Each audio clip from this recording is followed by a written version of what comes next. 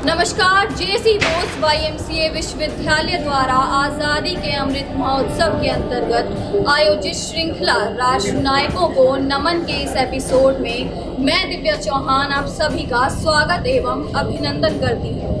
आज के अध्याय में आप मिलने वाले हैं एक ऐसी शख्सियत से जिसने मात्र 21 वर्ष की आयु में अपने राष्ट्र गौरव एवं स्वाभिमान की रक्षा में राष्ट्र धर्म को निभाते हुए देश के लिए सर्वोच्च बलिदान दिया।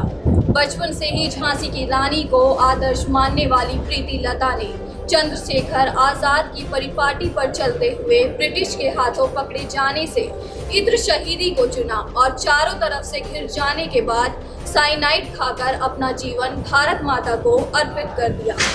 तो आइए जानते हैं बंगाल की वीर कन्या प्रीति लता वडेद्दार के बारे में।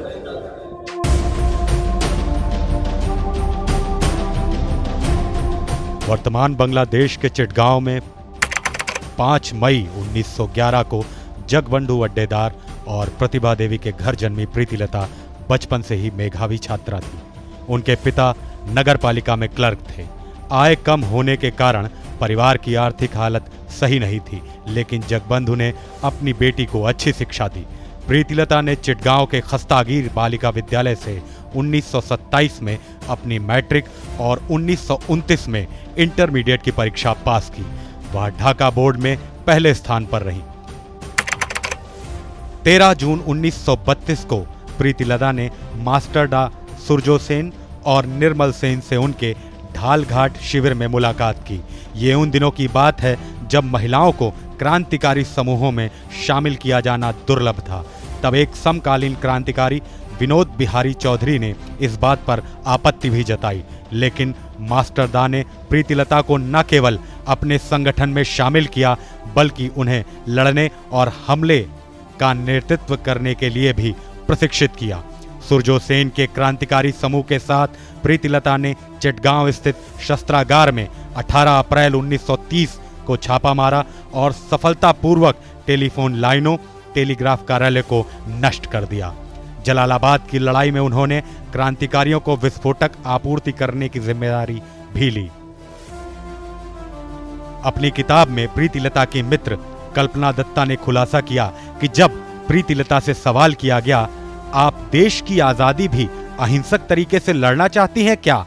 इस पर उन्होंने जवाब दिया, मैं देश की आजादी के लिए अपनी जान देने के लिए तैयार हूं, तो जरूरत पड़ने पर किसी की जान लेने से भी मैं जरा भी नहीं हिचकिचाऊंगी। यह घटना उनके दिल में जल रही देशभक्ति की आग और उनके दृढ़ संकल्प को दिखाती है। वर्ष 1932 में सुरजो सेन ने पहाड़ी यूरोपीय क्लब पर हमला करने की योजना बनाई, जिसमें एक साइन बोर्ड था जिस पर लिखा था, कुत्तों और भारतीयों को अनुमति नहीं है। इस मिशन के लिए कल्पना दत्ता को नियुक्त किया गया था, परंतु घटना के 7 दिन पहले कल्पना की गिरफ्तारी के चलते प्रीति लता को हमले का नेतृत्व सौंपा गया था। उन्होंने 24 सितंबर 1932 को क्लब पर हमला करने का फैसला किया। हमले के दिन प्रीति लता के साथ उनके सहयोगी काली शंकर डे, बीरेश्वर राय, प्रफुल्ल दास, शांति चक्रवर्ती, महेंद्र चौधरी, सुशील डे और पन्ना सेन भी थे। वे रात करीब 10:45 पर क्लब पहुंचे और हमला शुरू कर दिया। तब क्लब के अंदर करीब 40 लोग थे। क्रांतिकारियों ने हमले के लिए खुद को 3 अलग अलग समूहों में विभाजित किया। क्लब में पुलिस कर्मियों ने फायरिंग शुरू कर दी।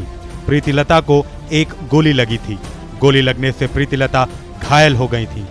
अंग्रेजों के हाथों गिरफ्तार होने के बजाय उन्होंने मृत्यु को चुना और पोटेशियम साइनाइड की गोली खा ली।